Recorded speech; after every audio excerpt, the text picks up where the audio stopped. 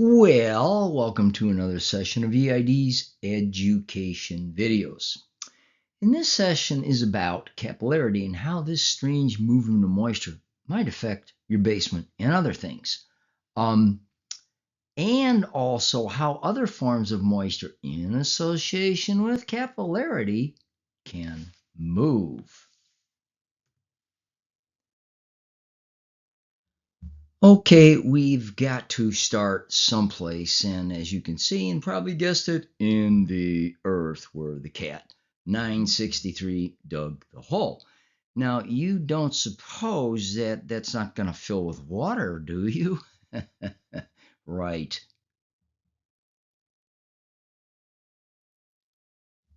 All right. The next thing happens somewhere down the line, the contractor decides to pour the footings, okay? And this is kind of where capillary action or capillary uptake begins. And I must confess, this is from our present house that we're living in now. I like to take a lot of pictures because I know I use them for education. However, the contractor did forget something, and we're going to show you that as we go along, what in the world he actually forgot. Okay, capillary action can also go sideways, by the way. And so I point this out, that black stuff is damp proofing. As you can see, the concrete wall is poured. Here's what I got to bring up to you. Now, if there's a crack in that concrete, that black stuff isn't going to stop any moisture from going in. That's just not going to happen. So I want to show you another pic I brought. I came across that I need to explain something. This has nothing to do with my property, by the way, but you can see what they did here is they dug down, and it must have been quite a trial, and then they put this other stuff on it. And let me pull my my pointer out here so we can see this. Look at this. I cannot keep up with all the materials that are being brought out today to help prevent moisture intrusion into basements. I think they call this stuff butathane. Okay, and it's by GCP Technologies. And again, if there's a crack there, that's not going to stop it, but evidently it is stopping if there was a crack in this wall.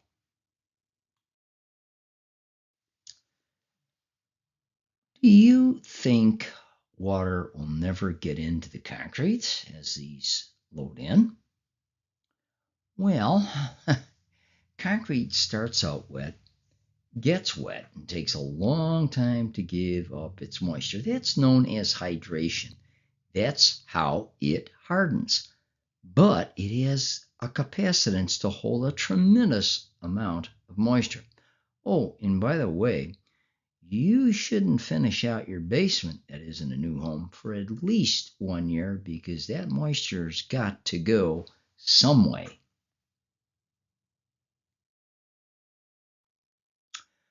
All right, kind of neat pictures. I actually shot these pics. That's in the Sequoia National Forest in California.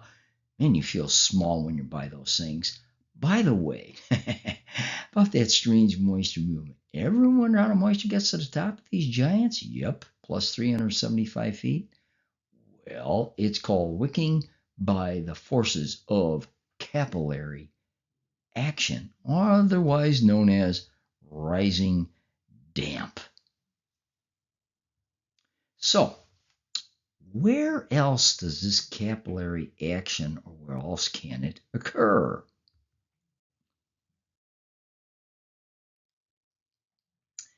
Well, in foundations and up. Now, if you're looking at this, you see this is an old thrown stone foundation, and as the animations load in, it's giving you a little hint as to what's going on here. So I'll add a little more animation.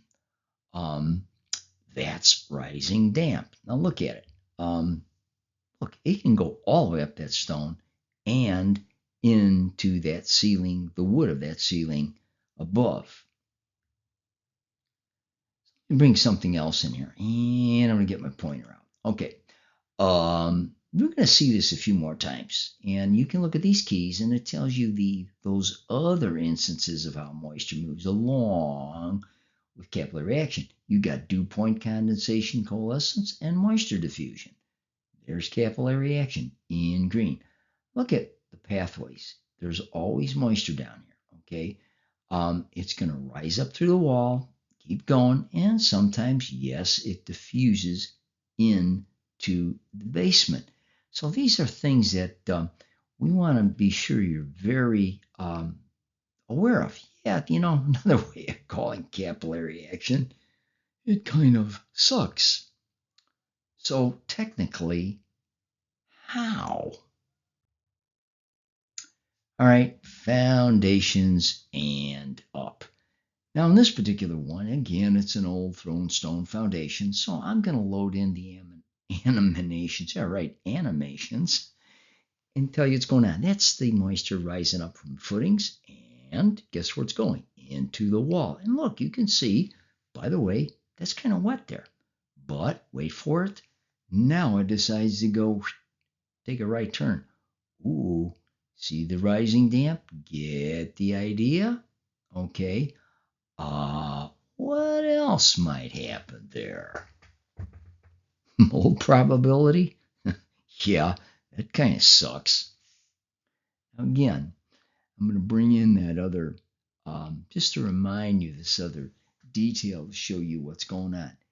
You can see all these arrows there. Hey, they kind of match that, even though I didn't put them in green. But this is all the stuff that's occurring.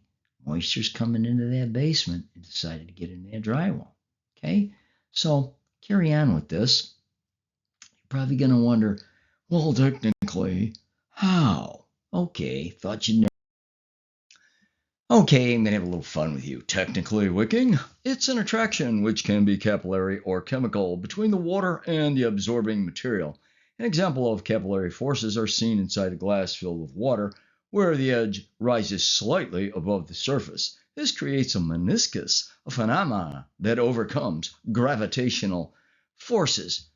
And yeah, about this time you're going, and my best Tim the Tool Man Taylor. Oh, well, watch this. As that animates in. Okay, up, up, up, and up. And you're asking, how does the tube on the right do that? Here it comes. It's a meniscus. It's like a contact lens. Now, if you see, follow the green arrow from the edge of the contact lens to where it is on the left tube, that's what's inside those tubes. Let's get a little silly here. Now, if we create smaller meniscuses as we go from, and I'll pull my pointer out here to help illustrate this. Hang on just a second. That is the contact lens inside there. Now it gets smaller, smaller, smaller, and smaller. Now let's go back to that Sequoia sempervirens. Now you got all these small meniscuses, think of them like contact lenses collecting inside that tree, and that's how the water gets to the top. That's somewhat making sense. I hope so. Well, as promised, we're going back to that slide in the beginning, the what that needs to stop capillary action. There it is. All the contractor needed to do is simply put a 4 to 6 mil plastic over the footing, and this would stop that capillary action or capillary uptake. You know, the keyway, that thing in the middle, stops the wall from moving laterally, okay? Now I'm going to bring in, again, this detail to help us understand this a little more. So I'm going to pull out my pointer again. Come on, pointer. Here we go. Look, I kept the earth and the stone and everything away from there so you could kind of understand what these keys all mean.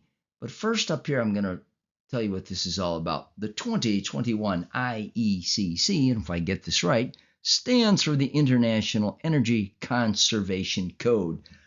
Through climate zones 5 through 7 and the foundation vapor barriers. By the way, us in the Midwest are in climate zone 5. Now, there's a 6 mil polyethylene vapor barrier. And yes, my contractor did put that, as you see, underneath the concrete slab. Yes, it's there. Now down to the next one, and I put it in red so it shows it's a little more important. Capillary break over footing, dam proofing, or membrane. Follow me with this. You see how it works? It goes from there to there, down inside the keyway, back up, and down. Now, that dam proofing you saw, okay, and the many forms of that is the green on the outside, okay? Now, what's really important, let's look at this capillary action. Look, as stated down there, moisture's migratory path into basement walls. And by the way, it can be magnatory because there can be a lot of moisture movement.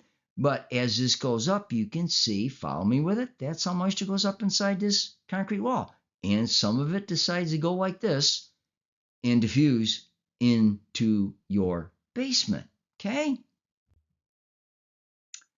The other stuff where capillary action can and does occur.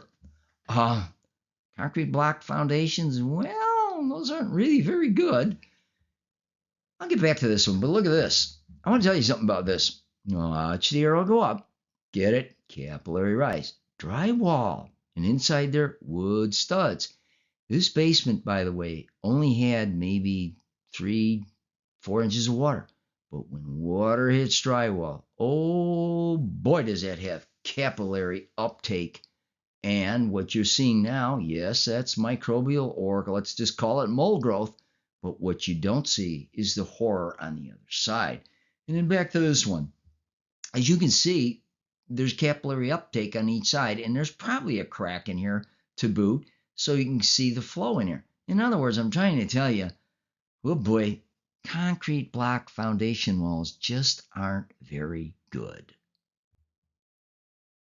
Moisture is the #1 damage factor in all structures. Fact.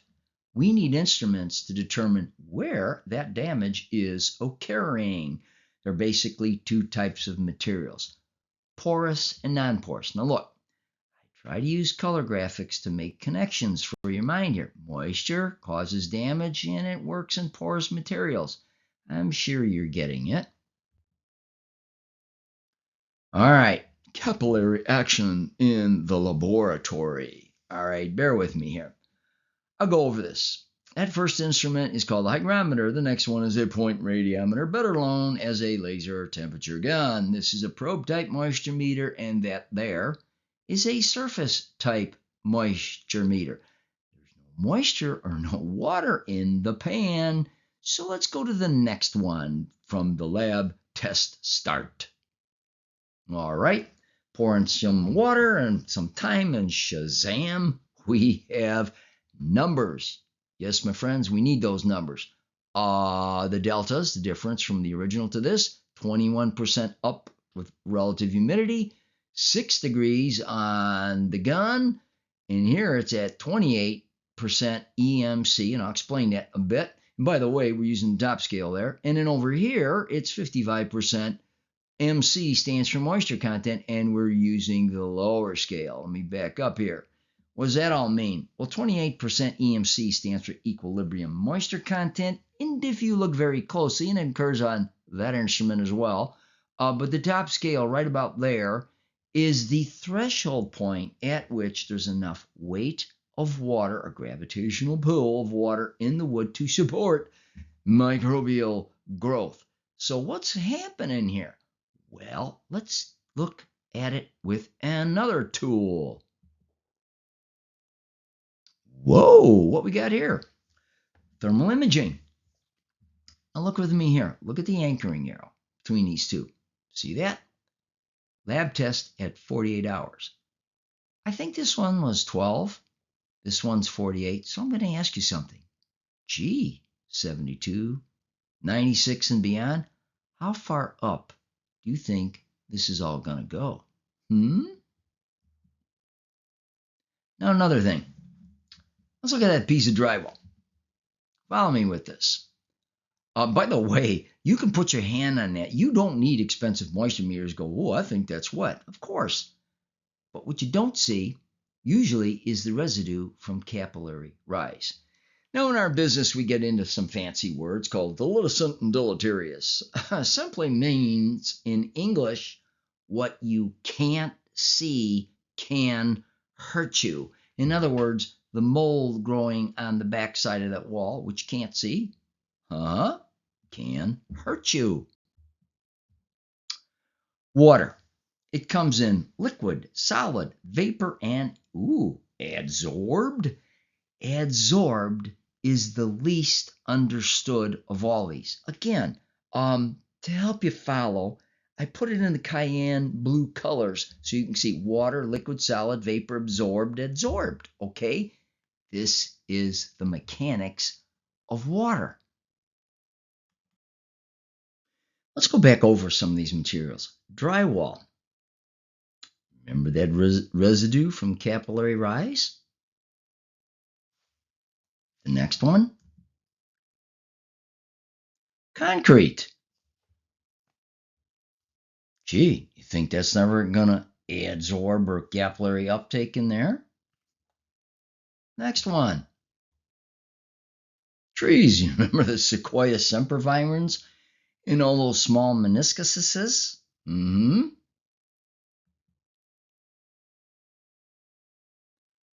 Celery sticks?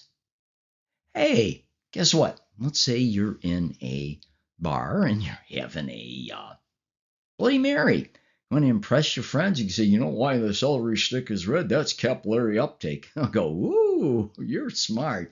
Hey, you know what? We need to have fun while we learn. All right. Water. It's magnetic. You wonder why it sticks to the glass on your shower door and to your skin? Because it's magnetic. But when it gets heated up, it goes to lone molecules. Does it stay that way? Well, it goes back to vapor when it gets cooled back down, all right? All right. Porous. Surfaces, materials tend to grab it.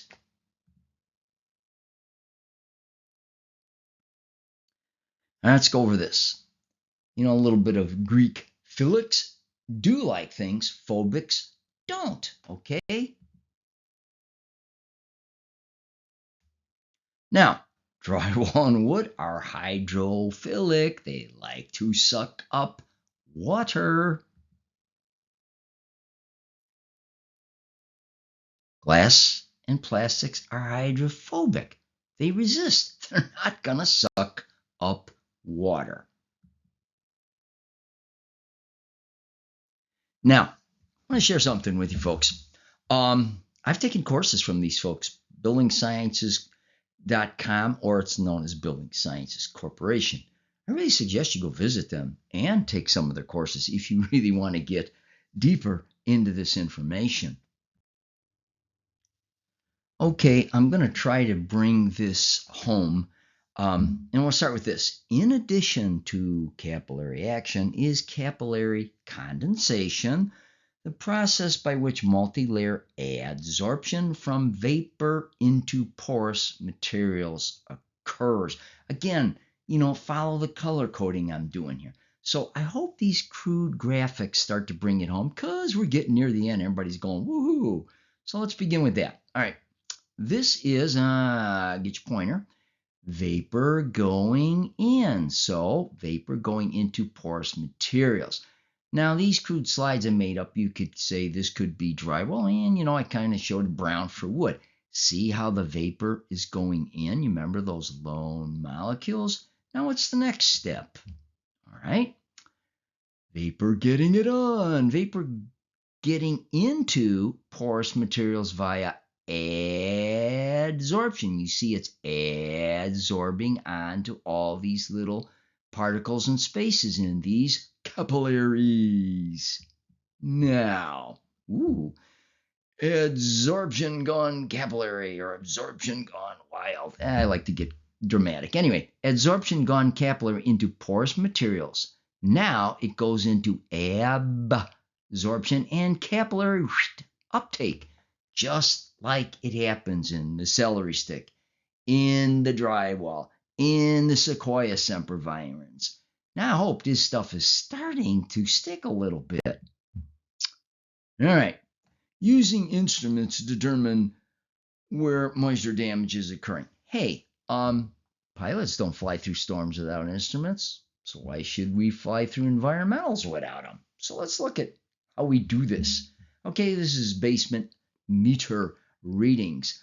Again, we're using the lower scale on a surface moisture meter. We're only using 2 devices, and it's returning at 30% MC. That's above normal. By the way, drywall should be at no more than 0 to 10% MC. Get it? There's a threshold. Now we put the hygrometer, which measures relative humidity, the volumetric of moisture in the air, in the midpoint or at the midpoint of the basement. And it hit 60%. You should try to keep your basements at absolutely no more than 50%. Okay? So let's move on. Ooh, back to that thermal imaging business again. Well, I know you can read, but I'll walk you through it. That's where you saw the moisture meter was taken. There is there, okay? And, we took the hygrometer reading in the middle of the basement, but look at these mountains and valleys. Do. That is capillary uptake and rise. Hey, that's in the drywall. Could also be in the insulation and in the concrete wall behind it. To bring it all together, this is near an escape window.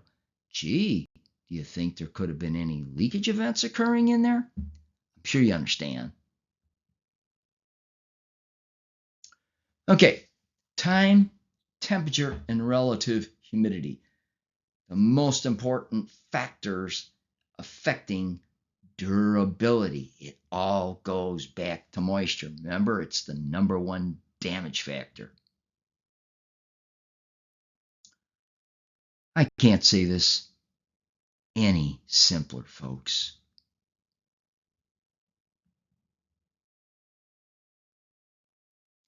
Now, on to the 3 Ds applicable to your basement. Divert rainwaters. They come down in the gutter via downspout extensions at least 48 inches away from the foundation. Make sure your grading pitch is away. Make sure your drainage system, your sump pump and your drainage tiles are working properly. Big one, dehumidify your basements with a mechanical dehumidifier and fans to move the air about down there. Because, again, it's moisture that affects what's going on in your basement. And the effect that happens, microbial or mold growth.